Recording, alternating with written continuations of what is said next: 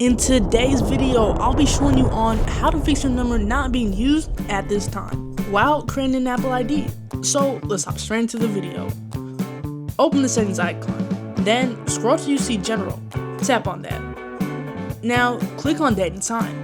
If your automatic time is turned on, turn it off and then select your time zone. Go back to general, scroll down until you see privacy and security, and hit that. Now tap on location services, and if it's off, go ahead and turn it on. Now go back to general settings, scroll down and tap on language and region. And you'll need to change your region to where you're currently living. So just go ahead and type it in here at the top. Now exit out of the settings application. And here's the important part to all of this. You need to reset your iPhone. After you restarted your iPhone, it should have fixed the problem.